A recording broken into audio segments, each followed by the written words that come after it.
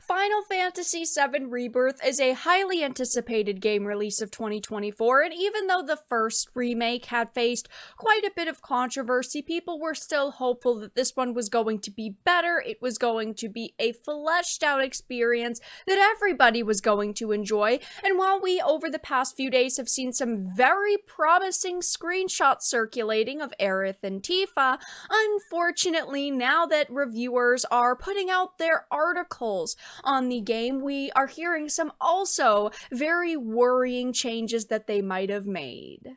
I have a few things to show off, but before we get into the topic, if you enjoy the content I create, check out the links in the description, follow me on social media, and consider supporting through Patreon or through YouTube memberships. Now, I am always hesitant when it comes to Square Enix products now, even though once many years ago, I would purchase basically anything they released, and I have absolutely loved some of their releases in the past. I just cannot trust them anymore now that they're so focused on ESG and that they are focused on pushing certain narratives with their content. And Square Enix, of course, has censored many of their products over the past few years. And one of the examples when I talk about video game censorship is often Tifa and the design changes they made to not only her figure, but also her outfit. And now, of course, a lot of people are talking about Final Fantasy VII Rebirth when I'm uploading this video. It's a week away, and a lot of people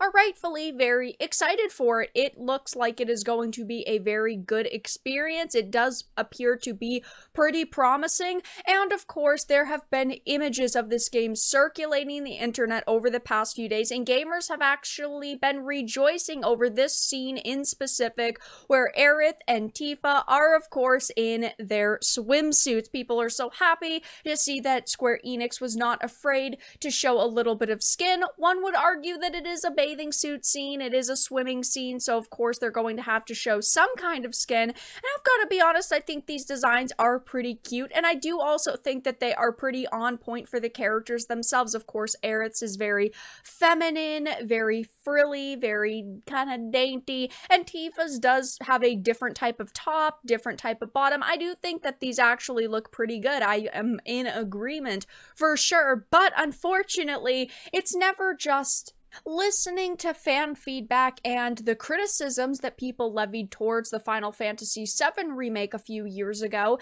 and them trying to kind of right the wrongs, because of course, while it is great to see these swimsuits and how pretty they look on these very pretty characters, it doesn't appear that we should be giving Square Enix our trust in full quite yet. This is a post that was made by Scratchpoint. They said Square Enix may have given players nice Tifa and Aerith designs in Final Fantasy VII Rebirth, but supposedly not without a healthy dose of modern sensibilities to make it acceptable, with the former also making people more likely to excuse adding the latter. It should not be a trade where, oh, if you get pretty women, that means you get a story filled with the message or modern sensibilities. We should not have to trade good content for bad content, let's be honest. But now we are seeing all of these different articles releasing about the game because, of course, review scores are finally going up. And this is one from the gamer saying Final Fantasy VII Rebirth is absolutely stuffed with queer representation. They highlight just a few, saying Rebirth is full of queer representation. There are multiple queer couples to find throughout the world. There has been a conscious effort to diversify the kind of NPCs that run throughout the game. There are numerous queer couples that, while not tied to the story at all, are just hanging out, living their lives, embracing one another. And of course, this is a classic Square Enix move. Now, just a few months ago, it seemed that the Japanese Square Enix website had wiped the ethics committee webpage clear from the internet and clear from, of course, their website. This was an article. Japanese Square Enix has shut down the website, which shows one of the Japanese members of their ethical department bragging about censorship, and a lot of people were actually very hopeful that this could have meant a change for Square Enix, that they actually decided to remove the ethics department webpage because they no longer had one. I personally never really believed that Square Enix would have to do a hell of a lot more than delete a webpage in order for me to trust them fully without having to actually do research into products, especially now that we have also been hearing that, yes, the ethics department has seemingly struck again, as the Tifa panty scene was censored in this game. I did do a previous video on this, but unfortunately, it does seem that some things were toned down in this game. As seen in the PS1 version of the fan-favorite RPG, the scene in question plays out as part of Cloud's flashback to his very first trip back to his hometown. Therein, he recalls to the group that at one point during the visit, he made a stop over at the home of Tifa, of course, only to discover that she was not currently available. And of course, he kind of rummages through her things, and this includes her wardrobe, which upon interaction by the player, bestows them with a pair of orthopedic underwear, the implication being that the blonde-haired protagonist had chosen to secretly steal her undergarments. And then, of course, Tifa chastises him and yells at him and kind of belittles him, but it is a funny and playful moment, but that is actually censored. Per the game's recently released demo, following the inspection of the wardrobe rather than the gift, Cloud is instead met with a question from Tifa: "You went through my stuff?" And should the player answer in the affirmative, the flashback Cloud will peek his head inside the wardrobe and saying, "I know I shouldn't have, but you can no longer take the panties."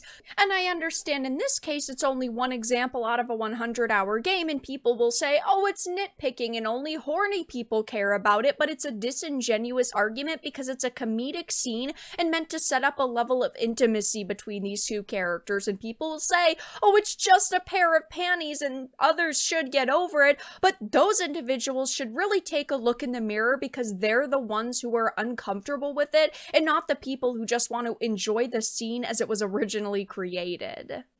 And obviously, in the case of the gamer, it's possible that the gamer is completely exaggerating, but there already has been precedent for this with the changes in the honey band scenario in part 1. There at least needs to be context. They clearly interpreted in this certain way, which clearly wasn't in the original. Will be interesting to see how this game goes over with audiences, because of course I do not trust critic reviews. I do not trust critics really in any way, shape, or form, and I would much prefer to see the user scores before I really judge it. And of course, I will be playing it myself. I will be doing a full playthrough live streamed here on the channel to actually see if it is good, if it is bad. So if you don't want to end up spending your money, you can definitely stop by the channel and watch it on release weekend. And it of course will be interesting to see if, you know, the game is filled with all of this queer representation as the gamer is saying, if it will be a good experience, and ultimately if Square Enix did kind of try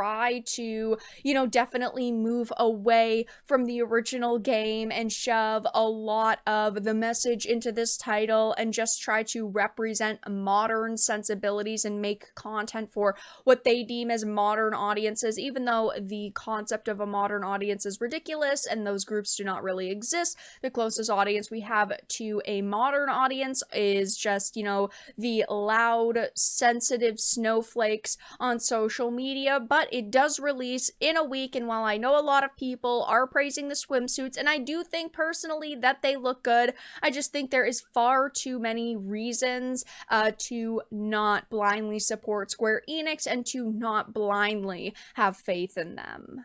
But that's all that I really had to discuss in this video. Let everyone know your thoughts in the comment section down below. If you enjoyed this, give it a like, and if you didn't, give it a dislike. I appreciate your support either way, but I will talk to you all again in the next video really soon.